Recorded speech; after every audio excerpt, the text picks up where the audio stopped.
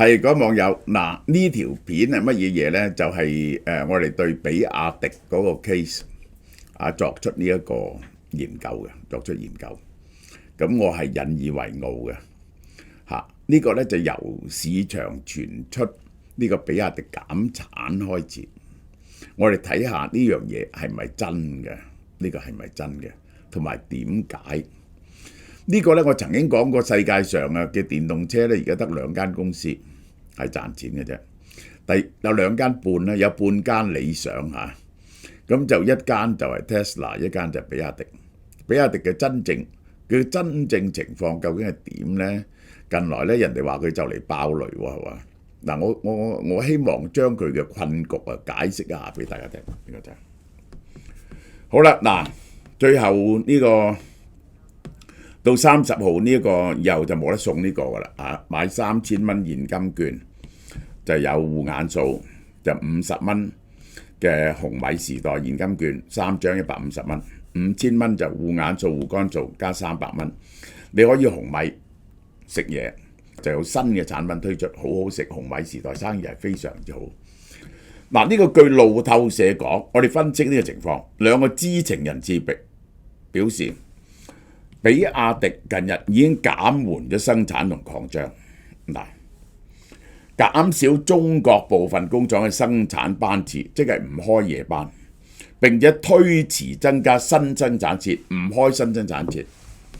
已經建立咗嘅工廠，佢係不停擴張嘅。你知唔知比亞迪係而家有幾多工人啊？世界上頭10零間最大嘅公司，100萬工人。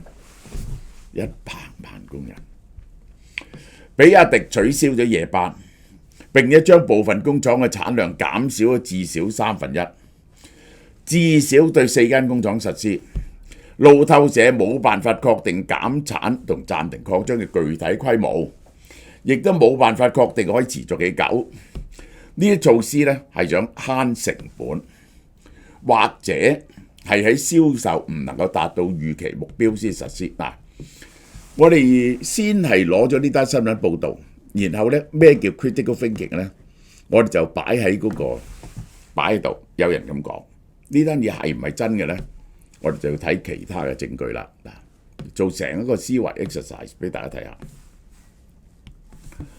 好啦，比亞迪出面駁斥話，產量穩定，銷售穩步增長。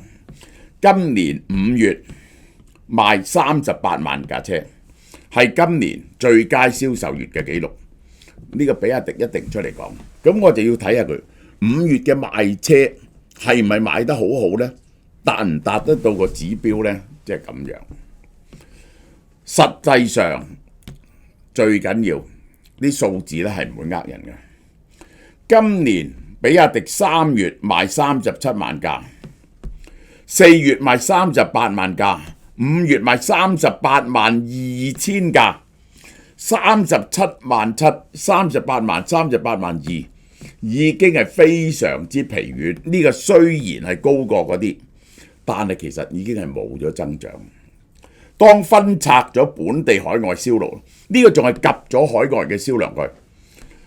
本地銷量疲軟，今年第一次按年下跌0.3至29萬3千輛。5月本地只係賣得29萬3千架，低於3月頭4月嘅平均30萬架。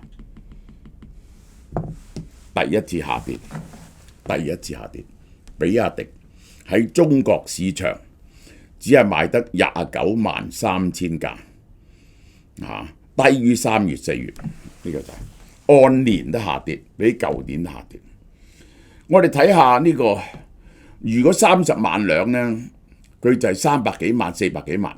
佢今年呢係今年嘅增長喺晒頭3個月到4、5月呢，忽然之間揼咗力。嗱，比亞迪喺中國嘅市場由33% 跌到28.5%，佢真正嘅情況就係好似呢一個，好似 Tesla 咁，佢一路咧都係越嚟越大嘅 market share，最多嗰陣時33，跌到28.5，唔係講少喎。因為中國市場係跌咗，佔咗佢80幾喎，80幾個 percent 喎。佢個 market share 下跌喺5月嗰陣時，跌到28.5。點解呢？其中嘅理由呢就係嗰啲人內捲得好犀利啊！問界即係華為嘅問界，而家叫蔡迪斯啊，還是乜嘢啊？犀利咯！搶攻高端市場，銷路17萬。小米 SU7， 喂，佢嗰個挑戰 Model Y 嗰隻嘢一開，預定20萬架，係供緊比亞迪，幾個對手都好犀利。嗱，我講俾你聽，即係佢哋有蝕本喎，但係咧佢哋就攬住你死啊！即係好似一群嗰啲獵狗啊，圍攻隻獅子咁。Tesla 以前就係咁俾人圍攻，問界、小米呢個零跑、極氪，我可以話俾你聽，7、8間係有力競爭嘅。首先就係華為，即係問界、理想、小米、極氪呢個吉利嘅零跑小鵬都跑翻上嚟喎。每間賣咁多，你就大鑊啦。呢個就係理想、零跑、小鵬4、5月嘅銷路增速都高過比亞迪。零跑咧，我以前睇少咗喎，零跑好犀利4萬架，4月嗰陣時。呢個點解咁犀利咧？佢其實係 Stellantis 嚟嘅。佢本來咧就係長城汽車，後來咧賣咗俾 Stellantis， 而家咧 Stellantis 係大股嚟啊。於是佢將歐洲車同中國造車嘅方法糅合咗出嚟，亦都可以賣去海外。小鵬就炒咗人換咗人，3萬5，理想谷翻上嚟，小米未來咧，我覺得就執得噶啦，呢個就係我覺得執得噶啦，呢個就係呢個零跑，呢個小鵬、理想、小米，呢個係仲有極氪喎，極氪。中國汽車經銷商上一個月嘅調查結果係點呢？比亞迪積存好多庫存，居前列，平均庫存3.21個月，100日積咗幾多架車喺度？100日積咗幾千億嘅車，2、3千億嘅車，100日係百幾萬架車。全中國大概有400萬架車庫存，有100萬架係小米嘅，每架10萬呢，都千幾億，遠高於平均嘅1.38個月，佢3.21個月開始賣唔去，呢個第一點。行業估計2024年夾硬㧬去出口，中國出口嘅40幾萬輛二手車呢，9成係零里程新車，夾硬推佢出口，就零里程嘅二手車，咁樣呢就可以減價。佢其實變咗賣咗2次，首先呢就賣出去揾第二個人接咗，咁就當賣咗啦。咁然後呢就變咗二手車喎，然後呢就將佢出口，因為佢二手車呢，佢就可以更平地賣出。唔會蠶食佢一手車嘅價錢，其實個意思就係咁。其實呢個就係賣唔去嘅，只是我相信呢一個2025年頭3個月，呢個比亞迪仲係用呢一個方法增加緊佢嘅銷量。好啦，第二個方法啦，咁於是咧佢想減價咯，今年減3折價，即係減到呢個咧，我覺得係即係喂 desperate。而家我嗰陣時我話你究竟係點解減啊？你係咪啲車賣唔喐？你嘅 market share 你想打個 market share？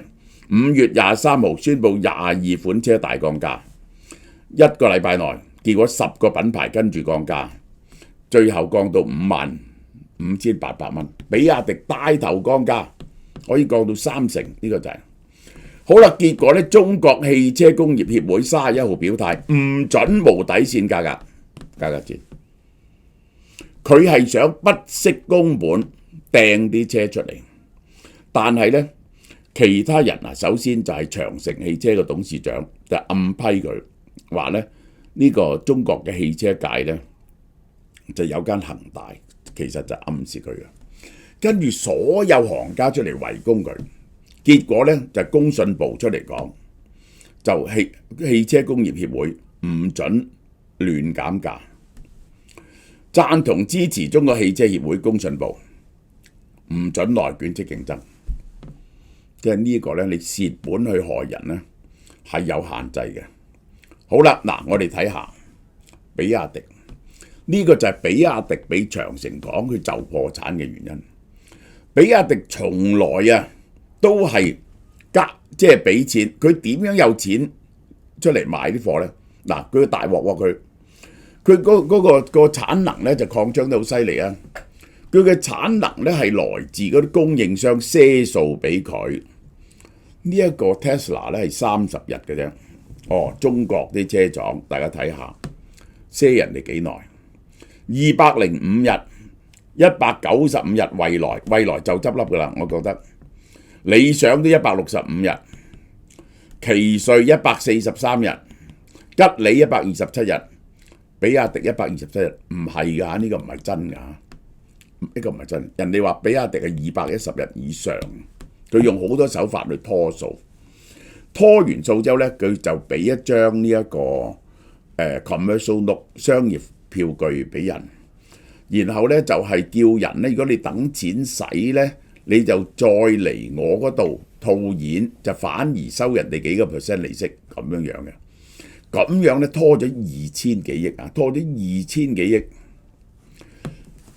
部分車企舊年應付帳2400幾億，犀唔犀利啊？呢個係佢一間佔咗2400幾億，增加24%，應付帳爭咗咁多，拖住啲供應商，啲供應商咧俾佢拖死晒。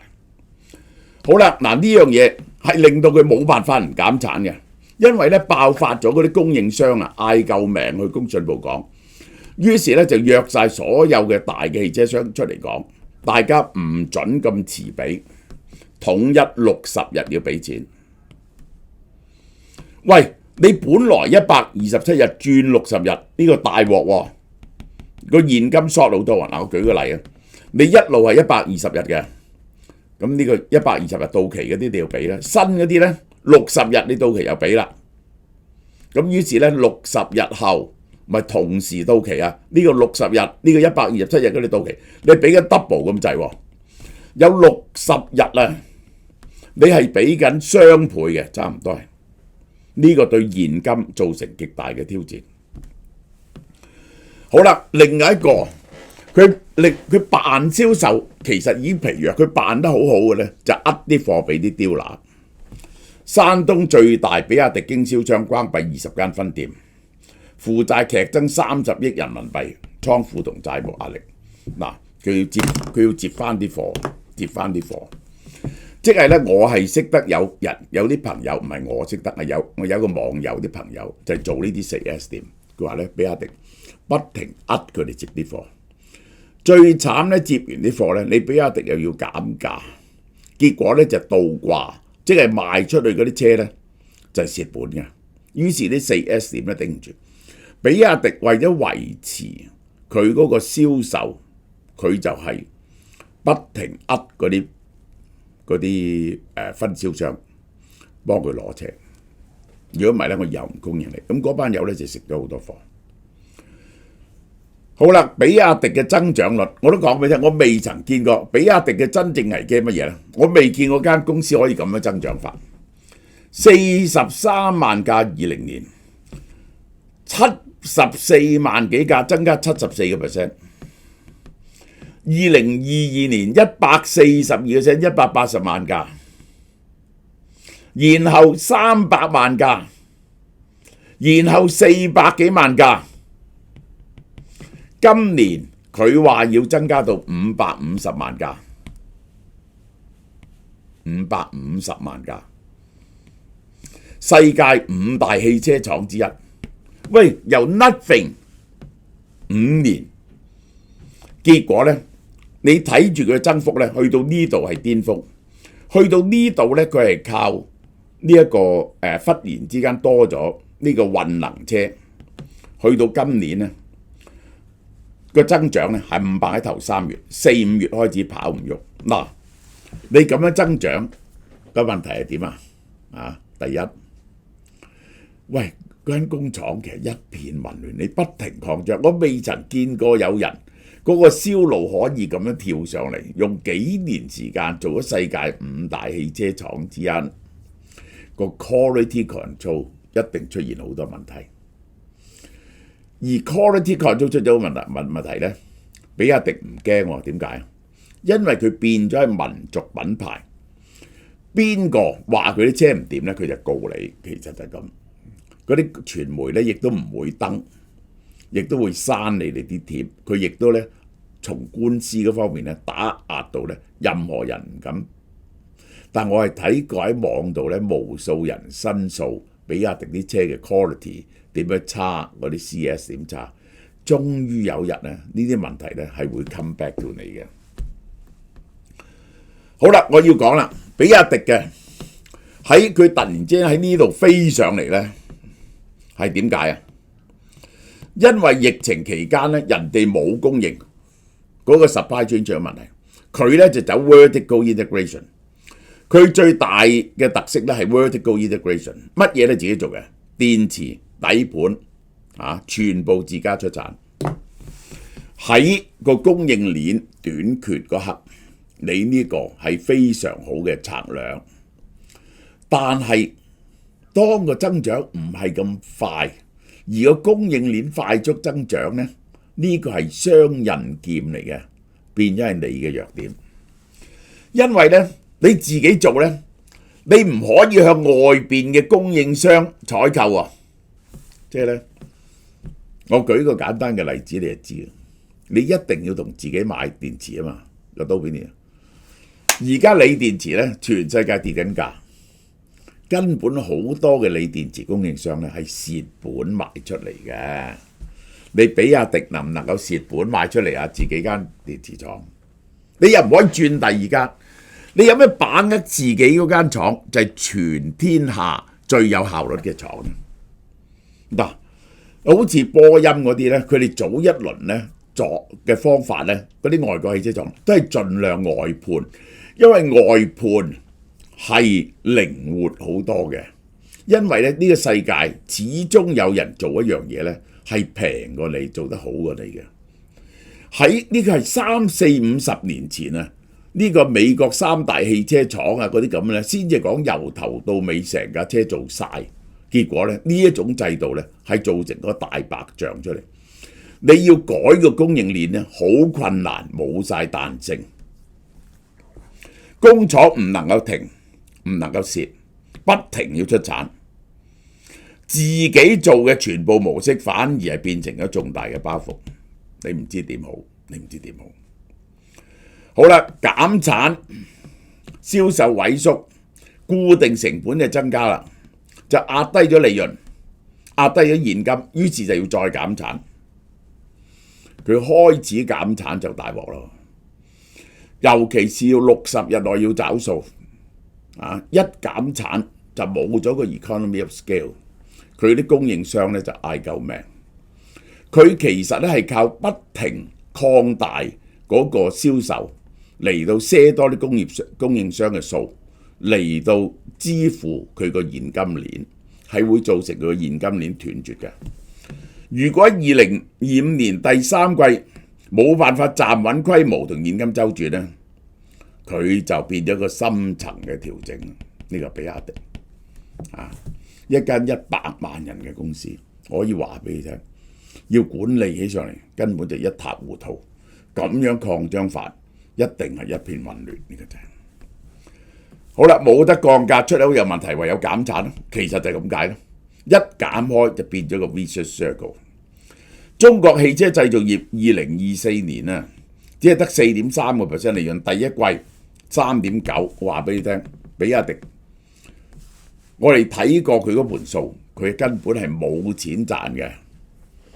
佢表面話有盈利，其實個盈利係唔係真嘅，佢個盈利唔係真嘅，係隱藏咗佢嘅暗中隱藏咗啲成本。比亞迪嘅現金鏈確實係出咗問題，咁瘋狂嘅擴張確實係出咗問題嘅。你睇到佢嘅股價，佢喺2022年、23年頭咧，佢已經去到300幾蚊。其實佢嘅銷路翻咗幾多倍啊？呢幾年，喂，佢嘅銷路翻咗4、5倍，而竟然嘅股價咧係冇增長嘅，334蚊。呢個巴菲特賣晒佢啲股票，6月27號334蚊。過去5年啊，用5年時間增長咗321%。